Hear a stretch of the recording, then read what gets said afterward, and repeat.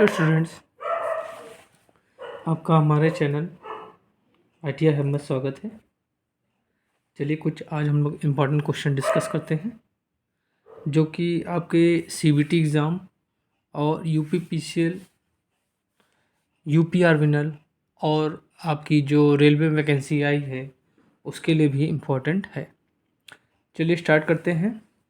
पहला क्वेश्चन है, कोरोना के कारण कौन सी गैस उत्पन्न होती है? Oxygen, nitrogen, ozone, argon. तो देखिए एक्चुअली क्या है, कोरोना जो एक होता है, एक लॉस होता है जब ट्रांसमिशन लाइन में हम लोग जब वोल्टेज बढ़ाते जाते हैं, बढ़ता जाता है, तो क्या होता है कि जो आपकी ट्रांसमिशन लाइन के आसपास की जो एयर होती है वो क्या होती है, आयोनाइज हो जाती है, जिसके कारण क्या होता है उसमें ओजोन गैस उत्पन्न होती है। ठीक है, तो इसमें आंसर क्या हो जाएगा आपका, ओजोन गैस। और जो कोरोना लॉसेस को अगर आप देखें, रात में अगर देखें ट्रांसमिशन लाइन में, तो हल्के जामुनी कलर की प्रकाश निकलता है जिसको हम लोग कोरोना लॉसेस बोलते हैं। चलिए अगला क्वेश्चन देखते हैं। फेरांटी प्रभाव उत्पन्न होता है, बहुत इंपॉर्टेंट क्वेश्चन है ये। लाइन के प्रतिरोध के कारण, लाइन के प्रेरकत्व के कारण, लाइन की धारिता के कारण, सभी। देखिए फेरांटी इफेक्ट क्या होता है बच्चों, जब आपका रिसीविंग वोल्टेज जो होता है वो सेंडिंग वोल्टेज से ज़्यादा हो जाता है। मतलब फेरांटी इफेक्ट में क्या होता है, जो आपका रिसीविंग वोल्टेज होता है VR, वो क्या हो जाता है, सेंडिंग वोल्टेज से ज़्यादा हो जाता है। ठीक है, तो इस इफेक्ट को हम लोग फेरांटी इफेक्ट कहते हैं। ठीक है, और ये किसके कारण होता है, लाइन की धारिता के कारण होता है। चलिए अगला क्वेश्चन देखते हैं। लाइन के प्रेरकत्व के कारण उत्पन्न प्रभाव है। ठीक है, कह रहा है कि जो ट्रांसमिशन लाइन है उसमें जो इंडक्टेंस है उसके कारण कौन सा प्रभाव उत्पन्न होता है। ठीक है, स्किन इफेक्ट है, फेरांटी इफेक्ट है, कोरोना प्रभाव है, सन्निकटता प्रभाव। ठीक है, तो इसमें आंसर क्या होगा, स्किन इफेक्ट। ठीक है, स्किन इफेक्ट जो होता है वो इंडक्टेंस के कारण होता है। और जो आपका स्किन इफेक्ट होता है ये DC में कम होता है, AC में ज़्यादा होता है, ये भी आपको पता होना चाहिए। ठीक है, चलिए अगला क्वेश्चन देखते हैं। अति उच्च वोल्टेज संचरण लाइनों में प्रयुक्त समान चालक हैं। ठीक है, एल्युमिनियम, स्टील, AAAC, ACSR। तो देखिए क्या होता है कि हम लोग क्या यूज़ करते हैं, इसमें ACSR कंडक्टर का प्रयोग हम लोग करते हैं। चलिए अगला क्वेश्चन देखते हैं, बहुत इंपॉर्टेंट क्वेश्चन है। दो विद्युत पोलों के बीच चालक के झोल को ज्ञात किया जा सकता है। ठीक है, यहाँ पे बच्चों आपसे झोल का फॉर्मूला पूछ रहा है। ये क्या होता है, WL²/80, WL²/16T, WL²/2T, WL²/T। तो जो आपका झोल होता है बेटा वो क्या होता है, इसमें जो पहला ऑप्शन बेटा दिया है ये बिल्कुल सही है। ठीक है, सैग इज इक्वल टू, देखिए सैग इज इक्वल टू होता है, झोल को इंग्लिश में हम बोलते हैं सैग, सैग इज इक्वल टू होता है WL²/T। ये आपका सैग का फॉर्मूला है, इसको आपको याद रखना है। ठीक है, एक्स्ट्रा हाई वोल्टेज लाइनों में प्रयुक्त इंसुलेटर है। देखिए इंसुलेटर तो बहुत होते हैं बेटा। ठीक है, एक पिन इंसुलेटर होता है, एक साइकिल इंसुलेटर होता है, एक डिस्क इंसुलेटर होता है, एक स्ट्रे इंसुलेटर होता है, एक स्ट्रेन इंसुलेटर होता है, एक आपका सस्पेंशन इंसुलेटर होता है, एक आपका एग इंसुलेटर होता है। इंसुलेटर बहुत से होते हैं और बेसिकली इंसुलेटर जो होते हैं पोर्सलेन के बने होते हैं। किसके बने होते हैं बेटा, इंसुलेटर जो होते हैं आपके ये पोर्सलेन के बने होते हैं, पोर्सलेन के बने होते हैं। ठीक है, कभी कभी आपसे पोर्सलेन की डाइलेक्ट्रिक स्ट्रेंथ भी पूछ लेगा, तो इसकी जो डाइलेक्ट्रिक स्ट्रेंथ होती है 120 से लेकर 150, ठीक है, kV पर, ठीक है, इतनी होती है। ठीक, तो पूछ रहा है कि एक्स्ट्रा हाई वोल्टेज लाइनों में कौन सा इंसुलेटर हम लोग यूज़ करेंगे। पिन इंसुलेटर, देखिए पिन इंसुलेटर क्या होता है बेटा, ये आपका 11 kV पिन इंसुलेटर, देखिए बता देते हैं, जो आपका पिन इंसुलेटर होता है वो 11 kV और बेसली 33 kV, इन दोनों ट्रांसमिशन लाइन में यूज़ होता है। इसको हम 66 kV पे भी यूज़ कर सकते हैं, लेकिन इसकी जो कास्ट होगी वो क्या होगी, ज़्यादा हो जाएगी, ठीक है। जो आपका साइकिल इंसुलेटर होता है, साइकिल इंसुलेटर, ये आपका बिलो 650 वोल्ट यूज़ होता है, ठीक है। जो साइकिल इंसुलेटर होता है ये बिलो 650 वोल्ट यूज़ होता है, और इसकी ख़ास बात यह है कि आप इसको किसी भी एंगल पे यूज़ कर सकते हैं। जो आपका डिस्क इंसुलेटर होता है,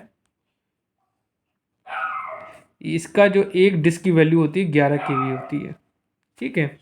और हाई ट्रांसमिशन लाइन में इसी का प्रयोग हम लोग करते हैं, ठीक है। तो इसमें आंसर क्या हो जाएगा बेटा, डिस्क इंसुलेटर।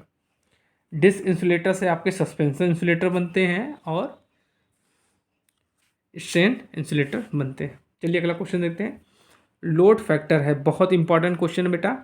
औसत भार बटे संस्थापित क्षमता, औसत भार बटे अधिकतम भार, अधिकतम भार बटे औसत भार, संस्थापित क्षमता बटे अधिकतम भार। तो बच्चों इसमें आंसर क्या होगा, औसत भार और अधिकतम भार के अनुपात को लोड फैक्टर बोलते हैं। भूमिगत संचरण प्रणाली किस वोल्टता तक वांछित है, 33 kV तक, 66 kV तक, 132 kV तक, 400 kV तक। तो जो भूमिगत है, अंडरग्राउंड केबल सिस्टम है, वो आपका 66 kV तक वांछित है, ठीक है।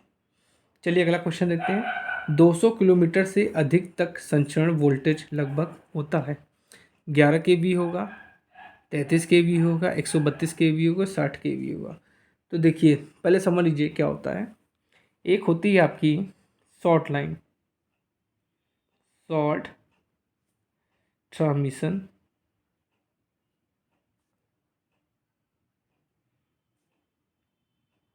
लाइन, इनकी जो डिस्टेंस है वो क्या है, 80 किलोमीटर, ठीक है। कितना, 20 kV, 20 kV तक सप्लाई वोल्टेज से ट्रांसमिट संचरण कर सकते हैं, ठीक है। और इसमें क्या होता है, जो आपका कैपेसिटी इफेक्ट होता है वो जीरो होता है। धारिती जो प्रभाव होता है, ये भी क्वेश्चन पूछा गया है, ठीक है। इसमें धारिती प्रभाव जो होता है वो क्या होता है, जीरो होता है।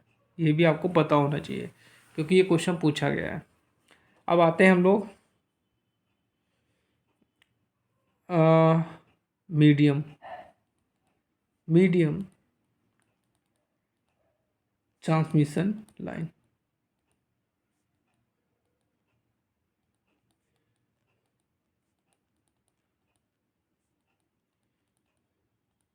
इसकी जो डिस्टेंस है 80 से 160 किलोमीटर, और इसकी वोल्टेज की रेंज है बेटा 20 kV से 100 kV। ये सब आपको याद होना चाहिए बेटा, क्योंकि क्वेश्चन कहीं से भी पूछ सकता है। अब आते हैं लॉन्ग ट्रांसमिशन में, लॉन्ग ट्रांसमिशन लाइन।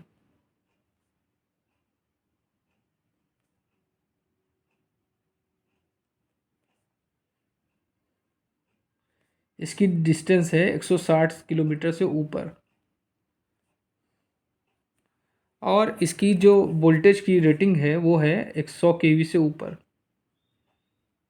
ठीक। यहाँ पे क्या कह रहा है आपका 200 किलोमीटर, तो 200 किलोमीटर क्या हुआ है, 160 से ऊपर हुआ। और 160 किस में आता है, लॉन्ग में आता है, 160 से ऊपर लॉन्ग ट्रांसमिशन लाइन में आता है, तो 100 के ऊपर होता है यूज़, ठीक है। इसमें जो वोल्टेज जो ट्रांसमिशन संचरण करेंगे हम, वो क्या होगा, ट्रांसमिशन जो करेंगे वो 100 kV के ऊपर करेंगे। तो यहाँ पे आंसर क्या हो जाएगा, 132 kV, ठीक। चलिए अगला क्वेश्चन देखते हैं। ट्रांसमिशन लाइन में वोल्टेज रेगुलेशन में सुधार हेतु किसका प्रयोग किया जाता है, इंसुलेटर का करेंगे, बूस्टर का यूज़ करेंगे, एक्साइटर का यूज़ करेंगे, डैम्पर का यूज़ करेंगे, ठीक है। तो देखिए वोल्टेज रेगुलेशन को सुधारने के लिए हम लोग बूस्टर का प्रयोग करते हैं, और बूस्टर के लिए हम लोग क्या यूज़ करते हैं, एज अ बूस्टर हम लोग डीसी जनरेटर का प्रयोग करते हैं, डीसी सीरीज जनरेटर का। इसका जो प्रयोग हम लोग एज अ बूस्टर यूज़ करते हैं। ठीक है, ये 2 क्वेश्चन और देख लेते हैं। लंबी दूरी की लाइनों में किस जनरेटर का प्रयोग करते हैं? ओवर कंपाउंड जनरेटर का, अंडर कंपाउंड जनरेटर का, लेवल कंपाउंड जनरेटर का, शंट जनरेटर का। तो बच्चों इसमें आंसर क्या होगा आपका? Over compound generator. Arc welding में किस जनरेटर का प्रयोग होता है? Cumulative compound generator, shunt generator, differential compound generator, series generator. तो देखिए आर्क वेल्डिंग में हम लोग डिफरेंशियल कंपाउंड जनरेटर का प्रयोग करते हैं और इसमें जो वाइंडिंग होती है वो लैप वाइंडिंग होती है। ठीक है।